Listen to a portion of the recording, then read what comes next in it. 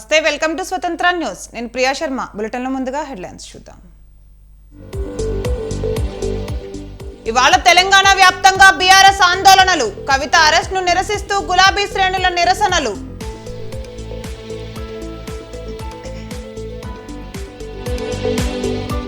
ఇవాళ సుప్రీంకోర్టుకు ఎమ్మెల్సీ కవిత అరెస్ట్ ను సవాల్ చేస్తూ పిటిషన్.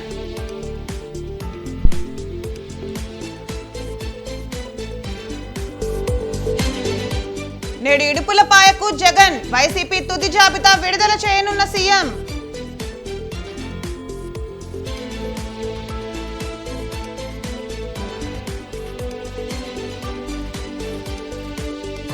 ఇవాళ విశాఖలో ఏపీ కాంగ్రెస్ న్యాయ సాధన సభ హాజరు కానున్న సీఎం రేవంత్ రెడ్డి.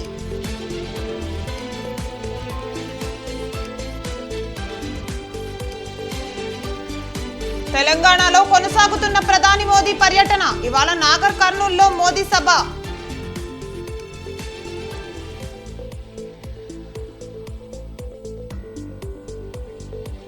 సార్వత్రిక ఎన్నికలకు మోగనున్న నగారా. ఇవాళ ఎన్నికల షెడ్యూల్ విడుదల చేయనున్న ఈసీ.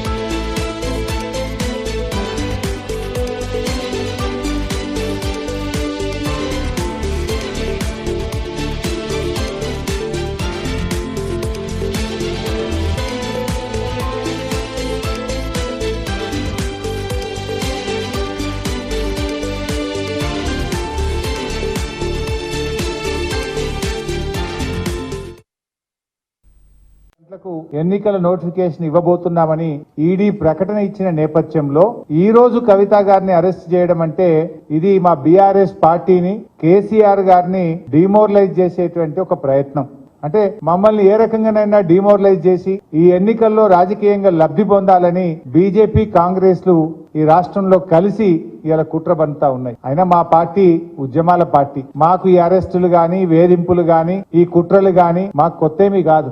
ఇలాంటి ఎన్నో కుట్రలను, అక్రమ కేసులను, అరెస్టులను ఛేదించి తెలంగాణ రాష్ట్రాన్ని సాధించినటువంటి పార్టీ మా పార్టీ. 14 ఏళ్లు పోరాడి కానే కాదు రానే రాదన్న రాష్ట్రాన్ని సాధించినటువంటి పార్టీ మా బీఆర్ఎస్ పార్టీ. అందువల్ల దీన్ని తప్పకుండా మేము ఎదుర్కొంటాం, రాజకీయంగా ఎదుర్కొంటాం, న్యాయపరంగా కూడా ఎదుర్కొంటాం. మాకు న్యాయ వ్యవస్థ మీద సంపూర్ణమైన విశ్వాసం ఉంది. దీనిపైన న్యాయవాదులతో సంప్రదించి సుప్రీంకోర్టులో వెంటనే ఈ యొక్క అక్రమ అరెస్ట్ మీద మేము పిటిషన్ వేసి మరి లీగల్ గా కూడా మేము ఫైట్ చేయడం జరుగుతుంది.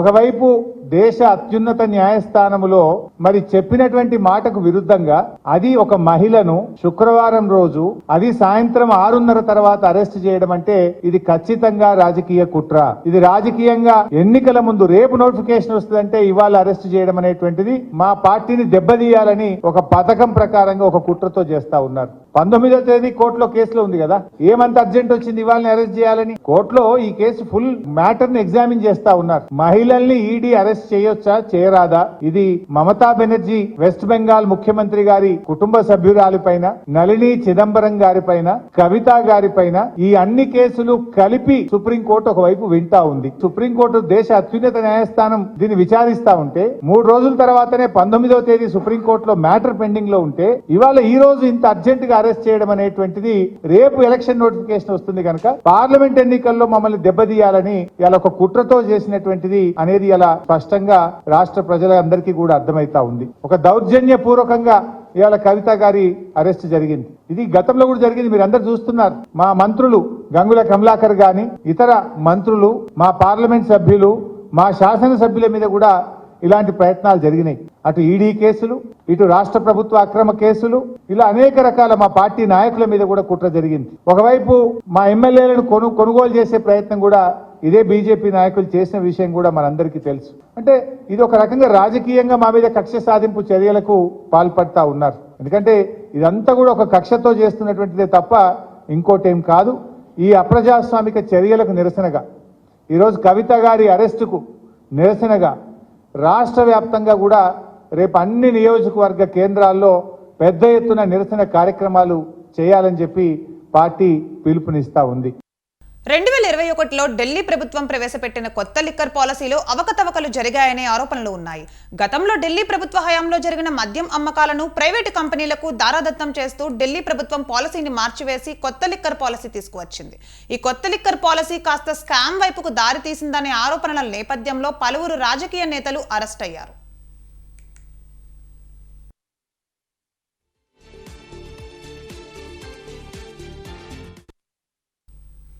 ఇక ఢిల్లీలో ఉన్న మద్యం దుకాణాలకు సంబంధించి ఢిల్లీ ఎక్సైజ్ కమిషనర్ ఆధ్వర్యంలో ముగ్గురితో ప్రభుత్వం కమిటీ వేసింది. ఎక్స్పర్ట్ కమిటీ సిఫార్సులపై మళ్లీ 3 మంత్రులతో కమిటీ వేసింది ఢిల్లీ ప్రభుత్వం. చాలా కాలంగా ప్రభుత్వ హయాంలో ఉన్న రిటైర్ మద్యం దుకాణాలను ప్రైవేట్ వ్యక్తులకు అప్పచెప్పాలని ఢిల్లీ సర్కార్ నిర్ణయించింది. ఫిబ్రవరి 2021లో మంత్రులతో కమిటీ వేయగా నెల రోజుల్లో మంత్రుల కమిటీ రిపోర్ట్ ఇచ్చింది. ఢిల్లీలో మద్యం అమ్మకాలు ప్రైవేట్ వ్యక్తులకు అప్పగించాలని కమిటీ చేసిన సిఫార్సులను మార్చి 2021లో ఓకే చేసింది ఢిల్లీ కేబినెట్. ప్రైవేట్ వ్యక్తులకు మద్యం షాపులు కేటాయించడం ద్వారా ప్రభుత్వ ఆదాయం 9,500 కోట్లు పెరుగుతుందని ఢిల్లీ ప్రభుత్వం ప్రకటించింది.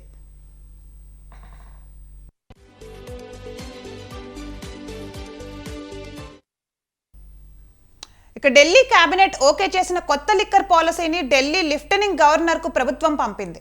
దాదాపు 4 నెలల పెండింగ్ పెట్టిన తరువాత 2021 నవంబర్లో కొత్త పాలసీకి ఢిల్లీ లెఫ్టినెంట్ గవర్నర్ ఆమోద ముద్ర వేశారు. అయితే కొత్తగా ఏర్పాటు చేయబోయే మద్యం దుకాణాలకు ఢిల్లీ డెవలప్మెంట్ అథారిటీతో పాటు ఢిల్లీ మున్సిపల్ కార్పొరేషన్ అనుమతి తప్పనిసరి అని లెఫ్టినెంట్ గవర్నర్ మెలిక పెట్టారు.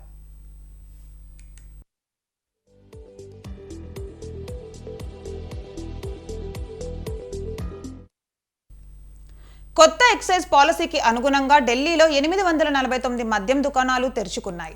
కొత్త లిక్కర్ పాలసీ ద్వారా ధరల విషయంలో ప్రైవేట్ వ్యాపారులు స్వేచ్ఛగా వ్యవహరించే అవకాశం లభించింది.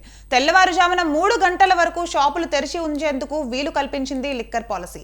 ఇక కొత్త లిక్కర్ పాలసీ ద్వారా మద్యం హోమ్ డెలివరీ చేసేందుకు అవకాశం కూడా ఉంది.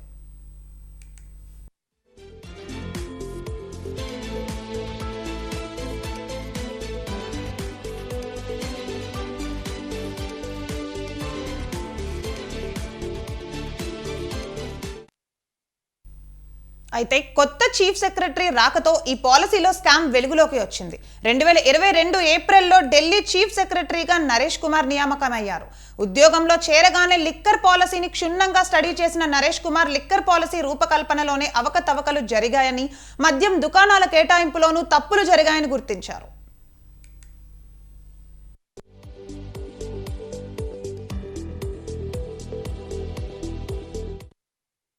ఇక కొత్త లిక్కర్ పాలసీ ద్వారా ప్రైవేట్ వ్యక్తులకు లబ్ధి చేకూరేలా విధానపరమైన మార్పులు చేసినట్లు ఢిల్లీ పిఎస్ నివేదిక రూపొందించారు. ఢిల్లీ చీఫ్ సెక్రటరీ ఇచ్చిన నివేదిక ఆధారంగా లెఫ్టినెంట్ గవర్నర్ ఈ ఏడాది జూలైలో సిబిఐ విచారణకు ఆదేశించారు. ఓవైపు చీఫ్ సెక్రటరీ నివేదిక రూపొందిస్తున్న సమయంలోనే లిక్కర్ పాలసీని రద్దు చేస్తున్నట్లు ఢిల్లీ ప్రభుత్వం ప్రకటించింది. తాము ఆశించిన స్థాయిలో ప్రభుత్వ ఆదాయం పెరగడం లేదని, అందుకే కొత్త పాలసీని రద్దు చేస్తున్నట్లు ప్రకటించింది. తొలి త్రైమాసికానికి బడ్జెట్ అంచనాల కన్నా దాదాపు 35% తక్కువ ఆదాయం వచ్చినట్లు అసెంబ్లీలో ఢిల్లీ ప్రభుత్వం ప్రకటించింది.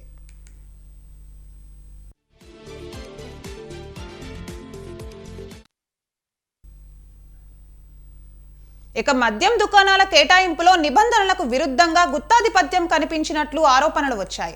మద్యం పాలసీలో మార్పులు చేస్తూ ఢిల్లీ ఉప ముఖ్యమంత్రి సిసోడియా ప్రభుత్వానికి 145 కోట్ల రూపాయల నష్టం చేసినట్లు ఆరోపణలు వచ్చాయి. మద్యం వ్యాపారులు ప్రభుత్వానికి కట్టాల్సిన 145 కోట్ల రూపాయలను కోవిడ్ పేరుతో ఏకపక్షంగా ప్రభుత్వం మాఫీ చేసింది. ఢిల్లీ ఉప ముఖ్యమంత్రి మనీష్ సిసోడియా అనుచరుడు దినేష్ అరోరా కంపెనీకి ఒక మద్యం వ్యాపారి ₹1 కోటి తరలించినట్లు సిబిఐ గుర్తించింది. రిటైల్ వెండర్లకు క్రెడిట్ నోట్లు జారీ చేయడం ద్వారా లంచాలు ఇచ్చినట్లు కూడా గుర్తించింది. మనీష్ సిసోడియా అనుచరులు దినేష్ అరోరా, అమిత్ అరోరా, అర్జున్ పాండేలు ఈ కుంభకోణంలో కీలక పాత్ర పోషించినట్లు గుర్తించిన అధికారులు వారిని అరెస్ట్ చేశారు.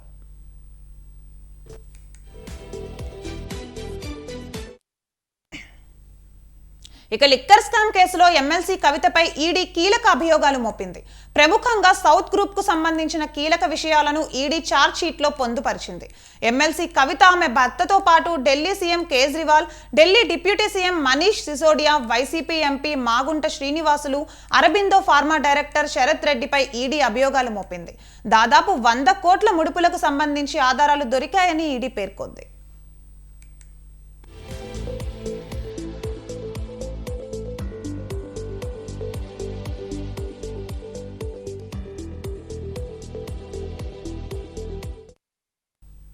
ఇక లిక్కర్ స్కామ్ లో రామచంద్ర పిల్లై ఎమ్మెల్సీ కవిత బినామీ అని, పిల్లై ద్వారా కవిత బిజినెస్ చేసినట్లు ఈడీ చెప్పింది. ఇక లిక్కర్ స్కామ్ లో వచ్చిన లాభాలతో భారీగా భూములు కొన్నట్టు ఫీనిక్స్ రియల్ ఎస్టేట్ కంపెనీలో కవిత భూములను కొన్నారని ఈడీ ఛార్జ్ షీట్ లో పేర్కొంది. ఈ భూముల వ్యవహారం అంతా కూడా పిల్లై ద్వారా కవిత నడిపించినట్లు, లిక్కర్ స్కామ్ లో సౌత్ గ్రూప్ పాత్ర కీలకమని ఈడీ పేర్కొంది.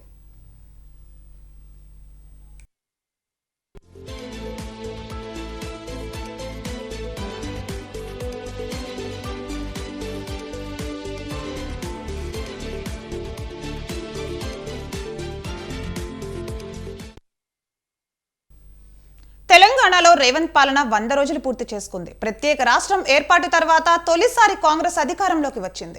10 ఏళ్ల తర్వాత మార్పును కోరుకుంటూ తెలంగాణ ప్రజలు బీఆర్ఎస్ ను గద్దెదించి రేవంత్ సర్కార్ కు జై కొట్టారు. దీంతో ప్రజాపాలన హామీతో అధికార పగ్గాలు చేపట్టిన సీఎం రేవంత్ అదే దిశగా ముందుకు సాగుతున్నారు. ఎన్నికల సమయంలో ఇచ్చిన గ్యారంటీలను అమలు చేస్తూ తనదైన మార్క్తో దూకుడుగా వ్యవహరిస్తూ పాలనను పరుగులు పెట్టిస్తూ 100 డేస్ ను పూర్తి చేసుకున్నారు సీఎం రేవంత్ రెడ్డి.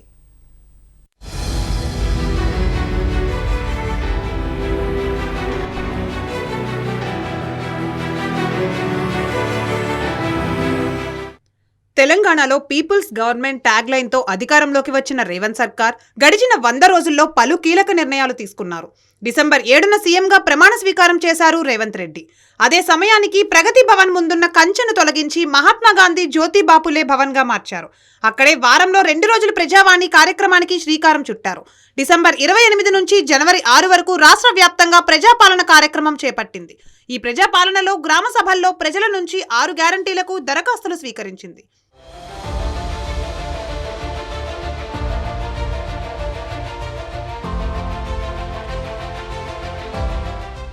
6 గ్యారంటీల పేరుతో అధికారంలోకి వచ్చిన హస్తం పార్టీ ముందుగా వాటిపైనే ఫోకస్ పెట్టింది. ఈ నేపథ్యంలోనే అధికారంలోకి వచ్చిన 48 గంటల్లోనే మహాలక్ష్మి పథకానికి శ్రీకారం చుట్టింది. పథకంలో భాగంగా రాష్ట్రంలోని మహిళలకు ఆర్టీసీ బస్సుల్లో ఉచిత ప్రయాణ సౌకర్యాన్ని కల్పించింది. ఈ స్కీమ్తో ఆర్టీసీ బస్సుల్లో మహిళా ప్రయాణికుల సంఖ్య పెరిగింది. దీనితో బస్సుల కొరతతో ఇబ్బందులు పడుతున్నారని గుర్తించిన సర్కార్ మరిన్ని బస్సులను అందుబాటులోకి తీసుకువచ్చింది. అలాగే మహాలక్ష్మిలో భాగమైన గృహజ్యోతి పథకాన్ని కూడా 100 రోజులలోపే ప్రారంభించి ఇచ్చిన మాటకు కట్టుబడి ఉన్నామని నిరూపించుకుంది. ఈ పథకం కింద 200 యూనిట్ల కరెంట్ ఫ్రీగా ఇస్తూ 0 విద్యుత్ బిల్లును తీసుకువచ్చి పేద ప్రజలకు కొంత ఆర్థిక భారాన్ని తగ్గించి అండగా నిలుస్తోంది.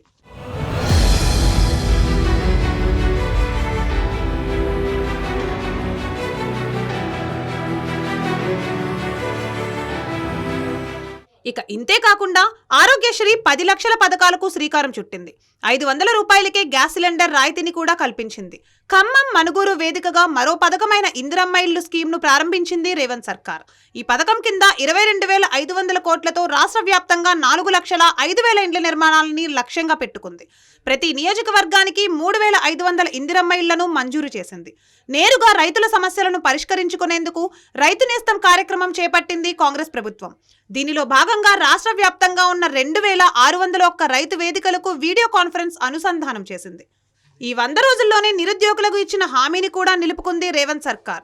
29,384 ప్రభుత్వ ఉద్యోగాలను భర్తీ చేసింది. ఎంపికైన అభ్యర్థులకు నియామక పత్రాలను అందించింది.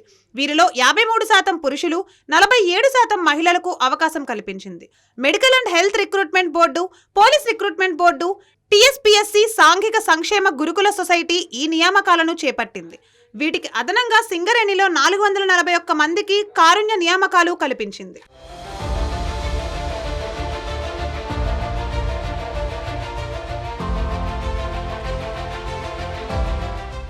ఇకపోతే ఓవైపు అభివృద్ధి సంక్షేమం దిశగా అడుగులు వేస్తూనే గత బీఆర్ఎస్ సర్కార్ హయాంలో జరిగిన అవినీతిపై ఫోకస్ పెట్టింది. ఈ నేపథ్యంలోనే ఇటీవల జరిగిన అసెంబ్లీ సమావేశాల్లో రాష్ట్ర ఆర్థిక పరిస్థితిపై శ్వేతపత్రం విడుదల చేస్తూ కేసీఆర్ వేల కోట్ల అప్పు భారాన్ని ప్రజలపై మోపారని తెలిపే ప్రయత్నం చేసింది. అంతేకాకుండా ప్రధానంగా కాళేశ్వరంలో జరిగిన అవినీతిని బట్టబయలు చేసేందుకు కంకణం కట్టుకున్న కాంగ్రెస్ పలుమార్లు సందర్శించి అధికారులతో కలిసి పవర్ ప్రెజెంటేషన్లు ఇచ్చింది. శాసనసభ సమావేశాల్లో కాళేశ్వరంపై చర్చ పెట్టింది. ఈ పరిణామాలతో బీఆర్ఎస్ కాంగ్రెస్ల మధ్య డైలాగ్ వార్తో రణరంగాన్ని తలపించింది.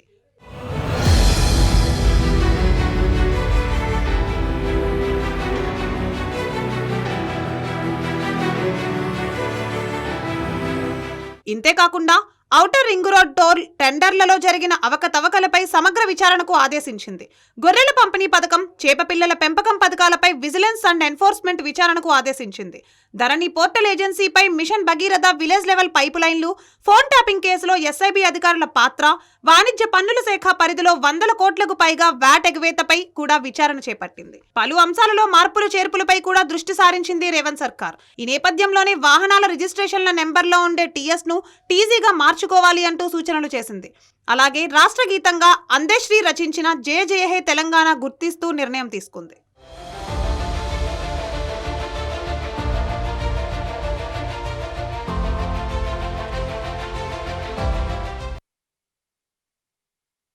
రెండు 2024 లోక్సభ ఎన్నికల వేళ సుప్రీంకోర్టు కొరడా జులిపించడంతో రాజకీయ పార్టీల బండారం బయటపడింది. ఎన్నికల బాండ్ల రూపంలో కోట్లాది రూపాయలు వసూలు చేసిన రాజకీయ పార్టీ వివరాలేవి ప్రజలకు అందకుండా చూసేందుకు భారతీయ స్టేట్ బ్యాంక్ చేసిన యత్నాలకు సుప్రీంకోర్టు అడ్డుకట్ట వేసింది. అసలు ఎలక్టోరల్ బాండ్ల రూపంలో ఏ రాజకీయ పార్టీ ఎంతెంత సొమ్ము చేసుకుంది, ఏ బడా కంపెనీలు బాండ్ల రూపంలో ఎంతెంత విరాళాలు అందజేశారన్న వివరాలు వెలుగులోకి వస్తున్నాయి. సుప్రీంకోర్టు సీరియస్ గా దృష్టి పెట్టడంతో ఎన్నికలకు ముందే అన్ని వివరాలు పేర్లతో సహా బయటకు వచ్చే అవకాశం ఉంది.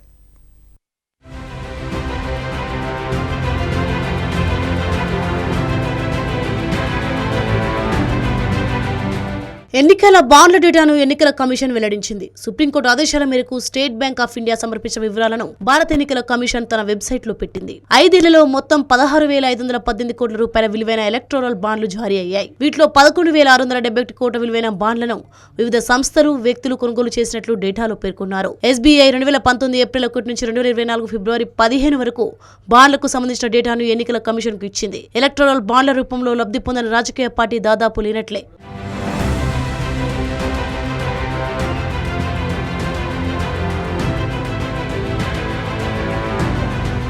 ఎలక్టోరల్ బాండ్ల రూపంలో అత్యధికంగా నిధులు అందుకున్న రాజకీయ పార్టీలో బీజేపీదే అగ్రస్థానం. భారతీయ జనతా పార్టీ 8,633 బాండ్ల రూపంలో 6,560 కోట్ల రూపాయల నిధులు పొందింది. తర్వాత స్థానంలో మమతా బెనర్జీకి చెందిన తృణమూల్ కాంగ్రెస్ ఉంది. తృణమూల్ 1,609 కోట్ల రూపాయలను బాండ్ల రూపంలో పొందింది. కాంగ్రెస్ 3,146 బాండ్ల రూపంలో 1,421 కోట్ల రూపాయలు సేకరించింది. ఈ విషయంలో తెలంగాణ కూడా ఏం వెనక్కి తగ్గలేదు. బీఆర్ఎస్ పార్టీ ఎలక్టోరల్ బాండ్ల రూపంలో 1,215 కోట్ల రూపాయలు సేకరించింది. బీజేడీ 775 కోట్లు, డీఎంకే 639 కోట్లు, ఏపీలో అధికారంలో వైసీపీ 337 కోట్లు, టీడీపీ 219 కోట్లు, శివసేన 159 కోట్లు, ఆర్జేడీ 72 కోట్ల రూపాయలు, పవన్ కళ్యాణ్ కు చెందిన జనసేన కూడా 21 కోట్ల రూపాయల మేరకు నిధులు అందుకుంది.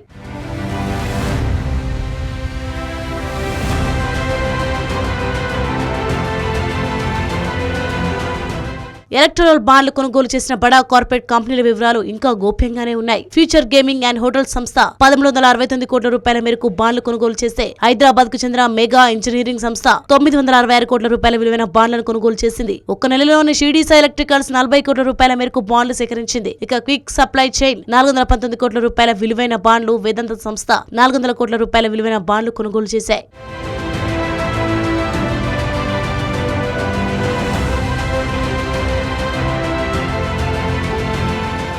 100 కోట్ల రూపాయల విలువైన ఎలక్టోరల్ బాండ్లు సేకరించిన కంపెనీలలో SpiceJet, IndiGo, Grasim industries, Piramal enterprises, Bharti Airtel, DLF, Apollo tyres, Lakshmi Mittal, PVR Jindal group, Vardhman textiles, CEAT tyres, Reddy laboratories, ITC, UltraTech cement వంటి కంపెనీలు ఎన్నో ఉన్నాయి.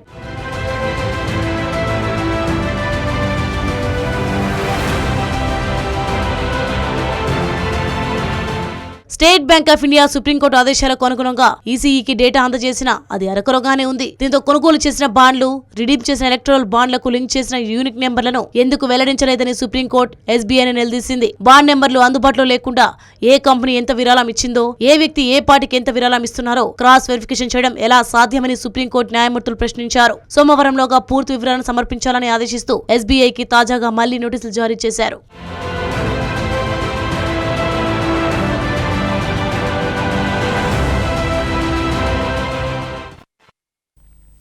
ఇక ఇవి bulletin updates. For continue updates keep watching స్వతంత్ర టీవీ.